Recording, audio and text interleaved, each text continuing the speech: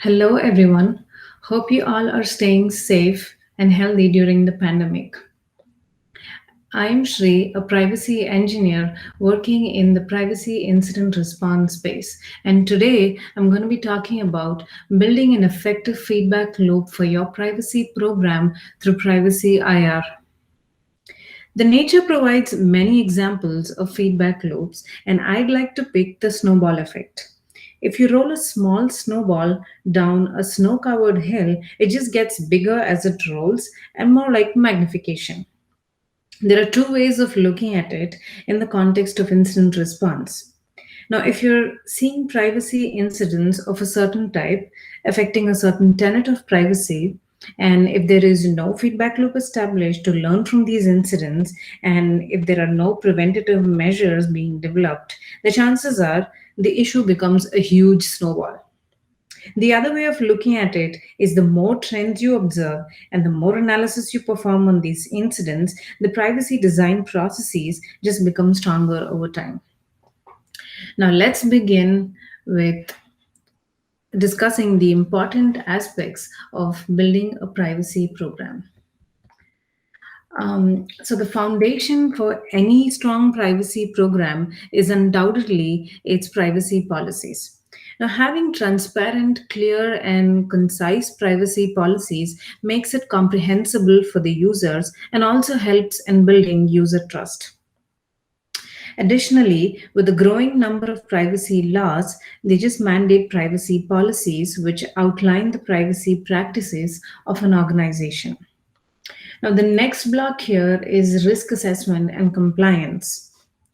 Risk assessments can help organizations understand what personal data they process, how the data flows between the systems, the inherent weaknesses and threats to the privacy landscape, and of course, the compliance with all the applicable privacy laws, regulations, and best practices. The next block is privacy by design, and it's essentially baking in privacy at different stages of the system or software development lifecycle through privacy engineering, privacy enhancing technologies, taking into consideration the privacy risks which have emerged from the risk assessment process. Now, having set up the right foundation and building privacy focused systems or products, it is essential to test these processes and have an effective way of responding to incidents. And this involves creating incident response frameworks, roles, policies, playbooks, tools, and best practices. Now, next up, we're going to be discussing more about privacy incident response and why it is actually challenging regardless of the scale of the organization. With security incident response, the risk is particularly around unauthorized access and disclosure of data, unauthorized modification, and the availability of information, mainly revolving around the CIA triad.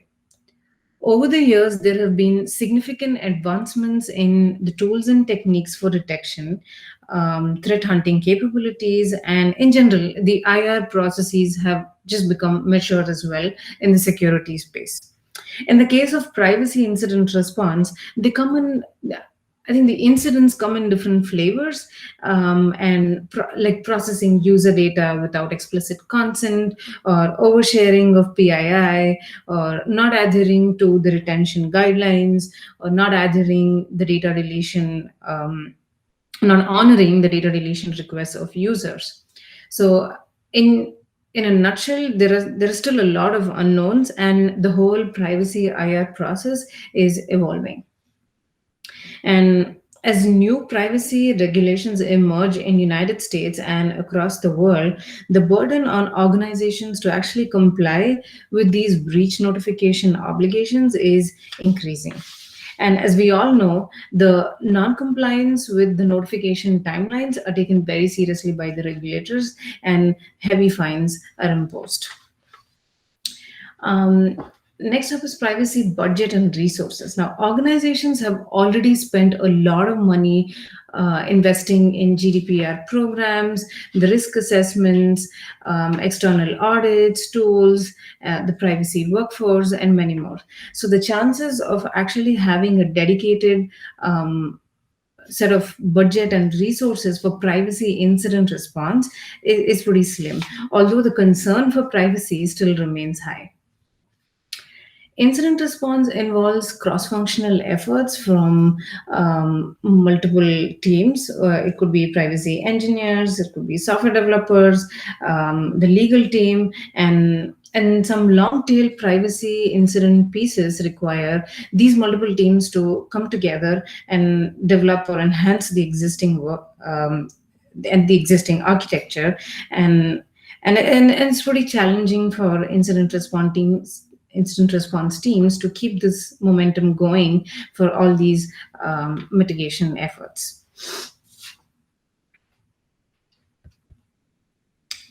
And now let's talk about the feedback loop. So, going through this loop, as we discussed earlier, we perform privacy risk assessments, and then we identify the weaknesses, the vulnerabilities, the privacy risks, and then we feed them into the system or the product development lifecycle. And then we adopt a privacy focused approach. We use privacy enhancing technologies where applicable. We leverage the best practices of privacy engineering. We go through rigorous reviews and testing prior to releasing products. And then, as part of the continuous evaluation of the privacy state of the organization, we conduct privacy impacting assessments, privacy audits, and vendor or like third party assessments. While all this is happening, in parallel, incidents are reported, and depending upon the incident response model, these can be reported externally by researchers or customers or users or internally by the employees. And then the incident response lifecycle kicks in. The issue is contained to mitigate the damage, and then short-term fixes are made. And if there is a legal obligation to notify the impacted customers or users, are then notified. So basically, comms is sent out adhering to the notification timelines. Now, finally, after dousing the fire that comes from these incidents, the important piece of the process is the analysis.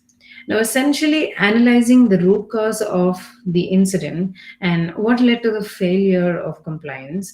And the IR team and the engineering together, they put together a postmortem documenting the preventative measures or the additional investigations to be performed. And now, this is just one incident.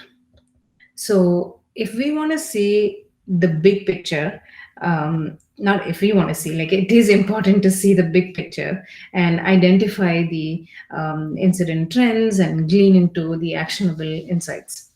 So, if we observe an incident trend, or if we spot a privacy bug or a flaw in the system, we don't want to operate in a vacuum. So now that we have identified the areas for improvement, we want to share this with the product, with the risk and compliance teams, and leadership, of course. And as always, leadership is interested to learn what's breaking, what progress have been made, and this in turn can be used to justify the need for additional resources. And incident responders are always on the front line. And when your products or services are running with minimal outages, not enough credit is actually given to the IR team. So these metrics actually demonstrate the effectiveness of an IR program and all the efforts that have been spun up as a result of the incident analysis. And the last piece here about why metrics actually matter is incident prevention. And I think that is the most trickiest of all, and it's pretty elusive as well, because there is no silver bullet to actually put an end to incidents or to just fit in that puzzle magically. So we just try to minimize the occurrence of the observed trends over time.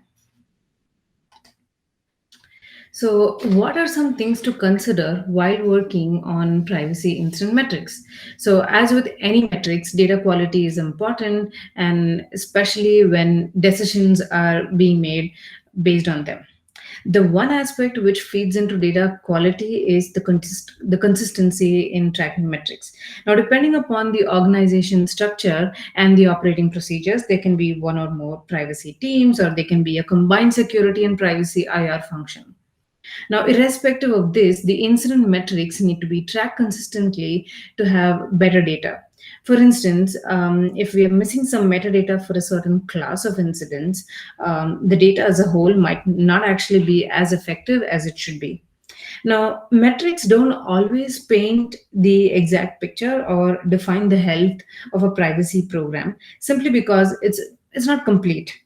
Incident response is just one piece of the puzzle, and we could do many more things. Like, for instance, we could do privacy threat modeling, we could do red teaming exercises, or we could just build a privacy event management system, very similar to the SIM, the security SIM, to automate, pretty much detect and alert privacy incidents. Now, there can be a lot of parties or stakeholders which can be interested in incident data, but we want to make sure that we put this data in the right hands, and right hands, as in the folks who can actually leverage this data and act upon it. Moving on to the final piece, which is what metrics actually matter. So, I want to start by saying that this list can be extensive and can vary for every organization depending upon just the maturity of the privacy program and what actually matters to the leadership as well. I have captured a few which I thought would be applicable to most organizations. And so, first off, the incident source. How many of them have been reported externally? I mean, by users or customers, and how many of them have been reported internally by employees? And what are the root causes of these incidents? And what chunk of these incidents are caused due to third parties? And this can actually be used to analyze what risks third parties pose to your privacy program. And then, are we seeing a sudden or a steady spike or drop in incidents? And is it because of better privacy controls and practices, or is it just less reporting? What trends are we observing across services or products, or based on a particular category of privacy, and which category of privacy actually needs more focus? For instance, do we need to focus more on our logging capabilities, or retention and deletion, or consent, and so on? And how many of these incidents are high severity versus low severity, and how many users are typically impacted due to the incidents, and how many of these are just bugs, versus events versus incidents versus actual breaches, and what portion of these incidents actually rose to the level of notifying users. And yeah, so there can be so many more metrics that can actually be tracked, but ultimately it all boils down to how we can tie all these together and consistently improve the privacy state of the organization. With that, I would like to take Q&A. Thank you.